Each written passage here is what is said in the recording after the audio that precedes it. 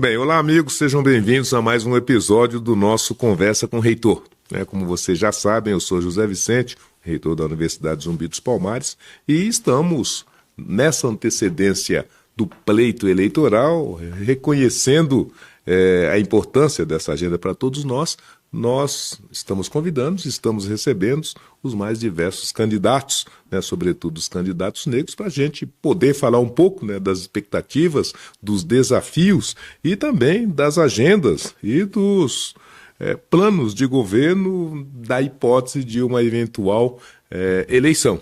E hoje nós estamos tendo a satisfação de receber uma convidada especial, que é a Dani Oliveira. A Dani é uma estudante de artes cênicas na Universidade de São Paulo. Ela é diretora do DCE, Livre, o DCE Livre da USP, e é co-candidata a vereadora pela UP, com a Frente Negra Antirracista, em 2020. Dani, seja muito bem-vindo, uma alegria tê-la conosco, parabéns pela coragem, entendeu? E que você seja muito bem-sucedida nesse desafio, né? Obrigada, reitor. Fico muito feliz de poder estar aqui e compartilhar um pouquinho do trabalho da Unidade Popular que a gente tem construído aqui em São Paulo e no Brasil todo, né? Estamos chegando em mais estado cada vez mais. Que maravilha. Olha, de onde veio essa falta de juízo de você se embrenhar por esses caminhos da política, dos debates, dos partidos e das agendas, hein? Boa. Onde nasceu isso? Eu comecei ainda quando era secundarista na FENET. Você conhece a FENET? Eu ouvi falar da FENET. Boa. É a Federação Nacional de Estudantes de Ensino Técnico. Tá. Conheci a galera do Grêmio, um dos meninos que era do Grêmio construía a FENET, e foi bem no período onde o Dória fez o corte no passe livre. Sim, aí eu participei de um ato e lá eu conheci a galera com o jornal A Verdade, que é um jornal que a gente constrói, e também estava bastante indignada. Eles convidaram para participar de uma reunião do Grêmio. Aí eu decidi ir para a reunião do Grêmio. E nessa reunião do Grêmio foi quando eu conheci a galera da FENET e também era o processo de legalização da UP. E conheci lá. Mas assim, eu acho que é uma indignação que foi acumulando, né? Eu fui conhecer, eu tinha mais ou menos uns 19 anos, mas é uma indignação que hoje eu vejo que está em cada um dos jovens da onde eu vim, assim, porque é muita injustiça que a gente passa, né? Vários ataques, nossos direitos que são conquistados com muita luta, em uma canetada os caras tiram. Então, acho que foi um acúmulo e naquele momento foi quando eu encontrei aqueles que conseguiam juntar essa revolta e construir um caminho consequente para a luta, assim. Então, na verdade, já havia aí esse inconformismo, mas o culpado de tudo foi o seu Grêmio. Não, se tiver que responsabilizar alguém, tem que ser o Grêmio. Com certeza, os grêmios de luta são fundamentais para transformar a vida da juventude. Não tem dúvidas quanto a isso. Agora, Dani, de toda maneira, nós estamos falando de uma trajetória política na cidade de São Paulo, em que tradicionalmente nem o negro nem a mulher negra se faz presente. O histórico na nossa cidade, infelizmente, é esse, e é contra ele que a gente está se rebelando. Como é que a gente muda essa história? Você acha que você está pronta para mudar essa história? Olha, eu sozinha com certeza não. Eu acho que a própria Unidade Popular surge com esse intuito, da gente conseguir organizar a classe trabalhadora para que ela entenda e tome consciência de que ela pode ser poder. E se a gente olha o histórico do Brasil, a maior parte dessa classe trabalhadora é negra, né? Então, é importante a gente entender que somente através da organização coletiva dessas pessoas que nós teremos condição de transformar isso. Aí, nesse sentido, se pensar o meu indivíduo no coletivo, eu me sinto preparada, porque eu estou amparada por um coletivo muito poderoso que é o nosso povo. Você está pronta, então? Junto com o povo eu sempre estou. E se tivesse que fazer uma paródia aqui de uma música muito conhecida, pode vir quente que você está fervendo. Com certeza. Mas, Dani, eu estou vendo aqui na sua experiência que você traz algumas reflexões importantes para a nossa agenda, né? Você está dizendo, olha, eu sou candidata a vereadora pela UP, né? O que é UP? UP. A UP ela é o mais novo partido que foi legalizado no nosso país em 2019. Sim. Ela vem de uma unidade de vários movimentos sociais, né? Hoje eu ajudo a construir a UJR, que é a União da Juventude Rebelião, Sim. que é uma juventude marxista-leninista que tem como intuito organizar a juventude pobre e preta da quebrada, e que a gente chama que é a escola do socialismo.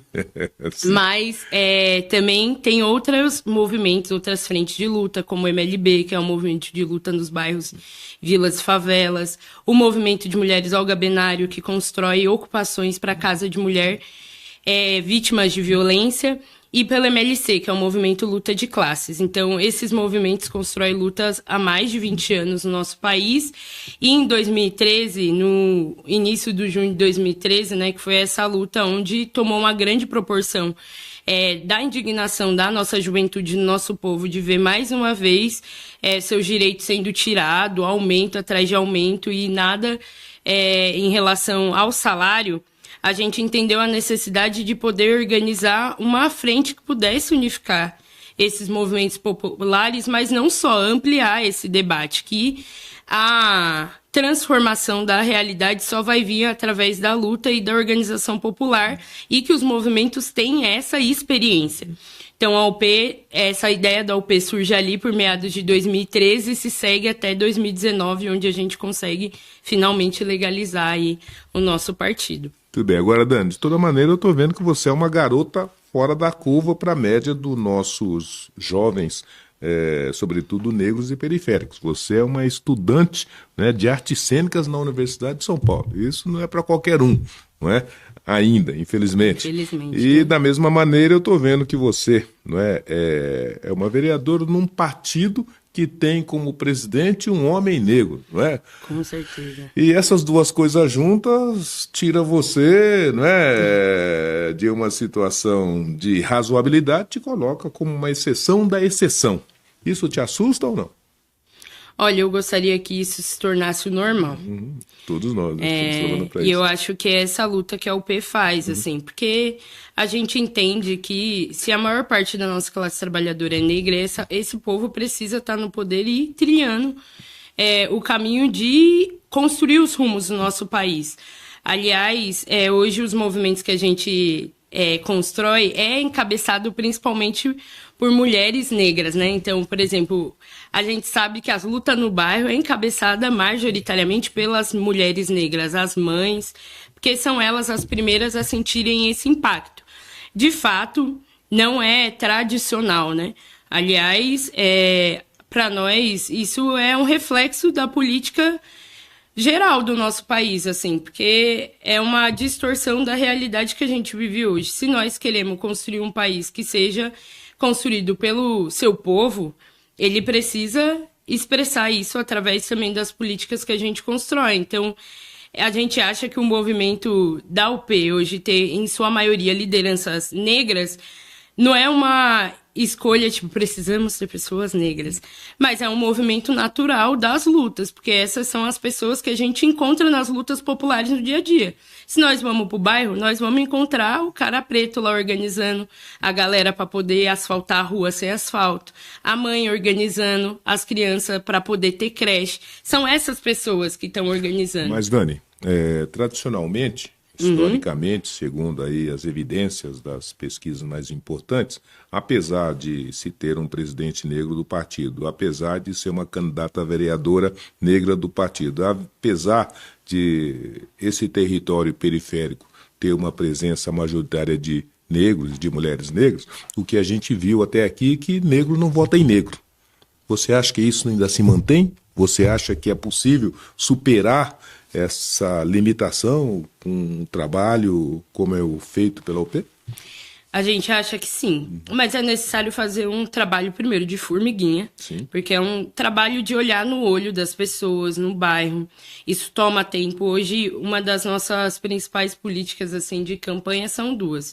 A primeira delas é poder fazer panfletagens, campanhas no horário que as pessoas estão saindo para o trabalho. Isso quer dizer dormir menos e dormir mais tarde, porque é esse horário que a grande maioria do nosso povo está na rua. E um outro elemento é também a construção de cafés, né? Geralmente a gente faz cafés na casa das pessoas, porque a gente acha que esse é o melhor momento de estar olhando no olho das pessoas. E não só para a gente poder conquistar o voto, porque, aliás, a gente avalia que as eleições é um processo de luta. Ele não é o final, porque ela tem muita insuficiência. É um espaço desigual. Nós mesmos da UP não temos nem espaço de entrevista na televisão. Esses são os espaços como esse aqui que nos recebem. Se for para falar de dificuldade, o nosso tempo não dá. Exatamente, não dá. Então, na nossa avaliação, é necessário se virar para esse trabalho de formiga. E, assim, é um trabalho que dá frutos, rende frutos. Não, mas nós temos a questão. Até aqui, proporcionalmente, o negro não votou em negro. Justamente por isso que nós não temos representação negra na Câmara dos Vereadores até os dias atuais. Foram poucas, né? Sobretudo as mulheres negras, né? Claudete e mais algumas poucas nessa trajetória. Você acha que, na atual conjuntura, isso pode ser superado, isso pode ser transposto, isso pode ser reconstruído? Sim. Eu acho que é possível. E de que maneira você acha? Que tipo de argumento que você acha que seria possível para trazer a grande massa de eleitor para uma candidatura de uma mulher negra como você? Eu acho que é importante colocar no centro as demandas mais urgentes do nosso povo.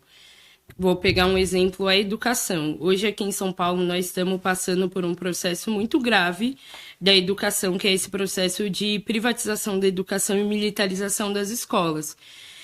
Nós da Unidade Popular colocamos isso como um debate central para a gente fazer, até porque são as principais escolas da periferia, os filhos daquelas mulheres que são assassinadas e que vê o assassino do seu filho ser anistiado, como é o exemplo do João Pedro, lá no Rio de Janeiro. Então a gente tem feito algumas semanas panfletagens, principalmente na porta das escolas e conversando exatamente com essas pessoas. E isso é o urgente para elas hoje, é que as escolas dos seus filhos não sejam militarizadas. Isso ganha a confiança do nosso povo. Ele entende que quem são aqueles que de fato estão dispostos a estar do lado deles para ombrar a luta no próximo período. E depois também deixar transparente que a gente acha que esse sistema ele tem limitações muito claras e que qualquer um que tentar governar ele por completo tende a falhar, porque é um sistema feito para os ricos. Então, a nossa disputa com o nosso povo é entender que é necessário a gente construir o poder popular. E isso é o sonho do nosso povo. Mas você acha que tem mais receptividade hoje do que em outros tempos? Você está encorajada pelo que você tem visto e ouvido nas suas andanças? Sim, sim. Dia 14 agora, por exemplo, vai ter um ato, sim, que é o ato do Dia do Estudante, que seria domingo agora, mas como foi Dia dos Pais, houve essa mudança. E nós temos visto uma movimentação muito grande, principalmente das famílias querendo ir com seus filhos para o ato. No início desse ano também teve um ato muito importante feito pelo movimento negro, que foi contra a chacina que teve na Baixada, né? E isso fez com que eu percebesse cada vez mais, e a UP de modo geral, que o nosso povo está entendendo que esse sistema ele faliu, assim, e que é necessário a gente estar no poder, né? Que o povo trabalhador, preto, precisa estar no poder. Até porque é um sistema que vive em uma crise que não se acaba, né? Eu era bem novinha em 2008, mas lembro que a galera falou, não, porque nós vamos segurar essa crise, isso não vai chegar no Brasil, a situação de vida vai melhorar, mas de lá para cá a situação não melhorou, né? É uma situação que piora. Então a gente tem feito esse trabalho de refletir junto ao nosso povo o que é mais urgente, e isso o povo responde. Agora, diga uma coisa, o povo responde, o povo é sábio, mas tem aí um desafio que é justamente falar e ser entendido e ouvido pela juventude e pela juventude negra. Você é uma jovem negra. Você acha que está mais fácil falar com esse jovem ouve mais e com mais atenção, esse jovem tem uma consciência mais apurada dessa necessidade de participar, de se preocupar, de fazer essa luta sua e da UP? Olha, sim. Porque eu acho que a juventude é o setor hoje que mais sofre com todos esses ataques. Então, com essa crise que a gente avalia que é uma crise de sistema, não é uma crise de governo, é uma crise do sistema capitalista, que é um sistema dos ricos.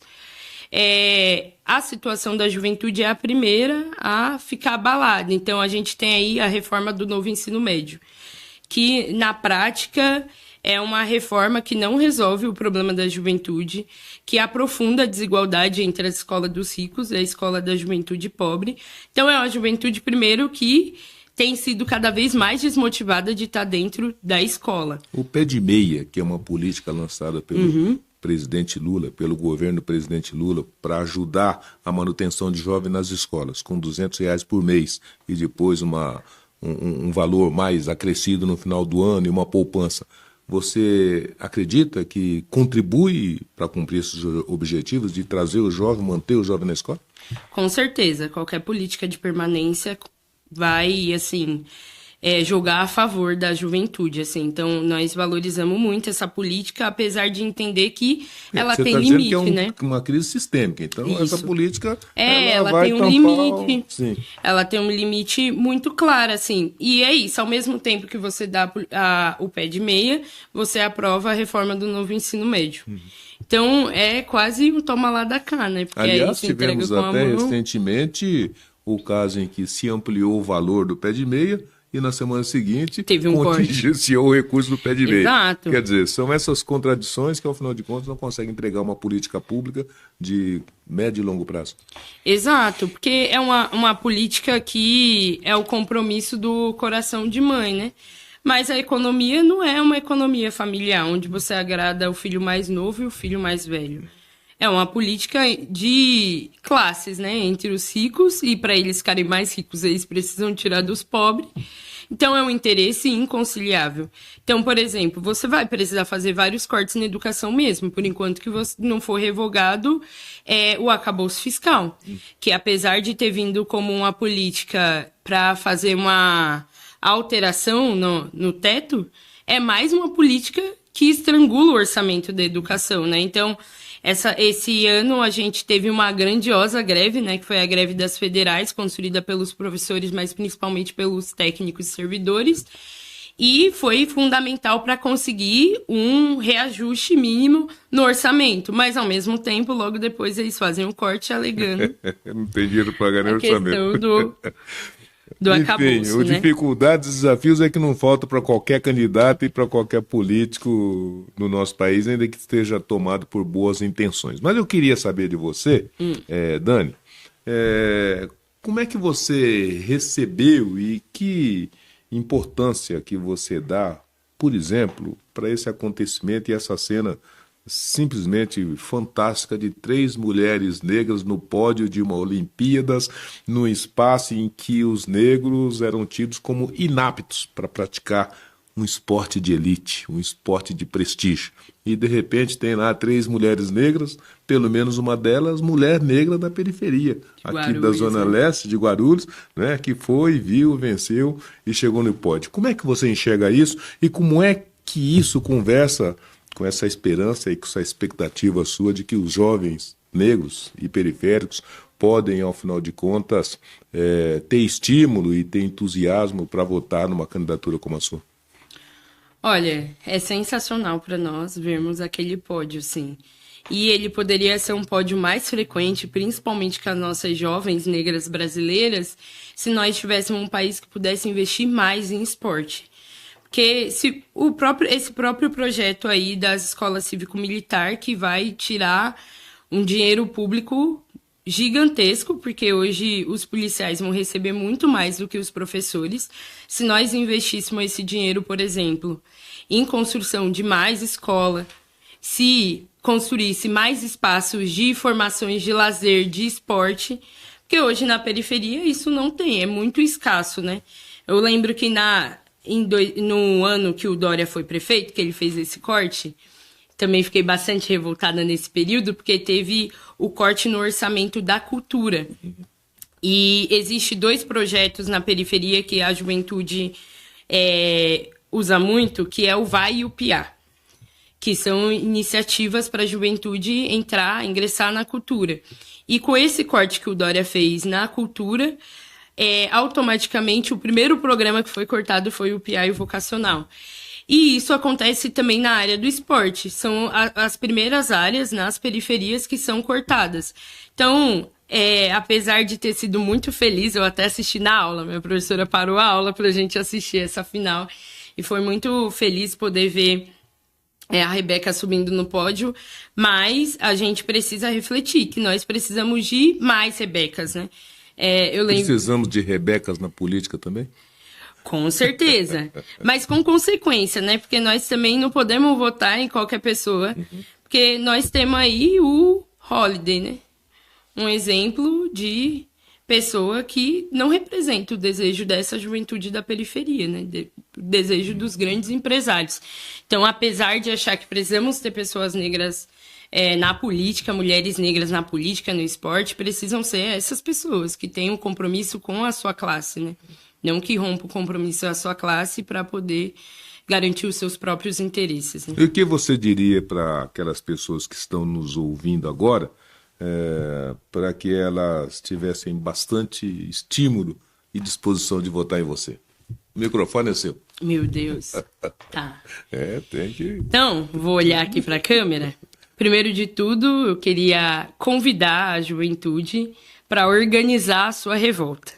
Porque eu venho de São Mateus e sei que da minha quebrada tem muita gente como eu e como o Léo Péricles, jovens que vêm da quebrada, das ocupações, que está indignado, que está vendo a escola do seu primo, do seu irmão ser militarizada, aqueles mesmos militares que nos assassina, nos aborda com violência, hoje vai estar dentro das nossas escolas, e que isso nos causa muita revolta, e também é uma tática por parte dos capitalistas, o terror e o medo, né? Então, esse aumento da violência policial vem também para tentar parar a nossa juventude. Mas a organização coletiva, ela consegue dar respostas e saída para os tormentos que a gente vive hoje. Então, queria convidar não só as pessoas para poderem conhecer a unidade popular, mas também para poder organizar a sua revolta, colar no ato do dia 14, porque vai ser um ato fundamental para a gente dar um pontapé para o próximo tsunami da educação no nosso estado. Então, vem com a gente conhecer as nossas candidaturas de luta, que é a luta pelo poder popular e pelo socialismo. Maravilha, já tem meu voto. Obrigada. Olha, Dani, eu queria te agradecer demais pela gentileza da sua presença aqui no nosso Conversa com o Reitor, cumprimentar você, não é, por essa crença e essa ação assertiva e efetiva de que a política é uma ferramenta importante, necessária e legítima para que se façam as mudanças e as transformações, né, que a nossa periferia, que a nossa cidade precisa. Te desejar muita boa sorte, entendeu? E dizer que nós estamos aqui sempre de braços abertos para recebê-lo outras vezes e conversar mais sobre os detalhes e as ocorrências que vão se dar nesse pleito, que promete ser um pleito, né, muito combativo. Com certeza. Seguramente até as eleições a gente gostaria muito de recebê-la novamente, conversar mais um pouquinho sobre o que tiver sido essa trajetória, não é? E nos colocar à disposição para tudo que se fizer necessário. Muito obrigado. Obrigada. E a você, meu caro, não é, telespectador do Conversa com o Reitor, e aqueles que nos ouvem, nos acompanham de todas as formas, de todas as maneiras, da mesma maneira, obrigado pela gentileza, né, da audiência. Tenham todos aí uma ótima semana e não deixem de estar conosco no nosso próximo Conversa com o Reitor. Abraços, tchau.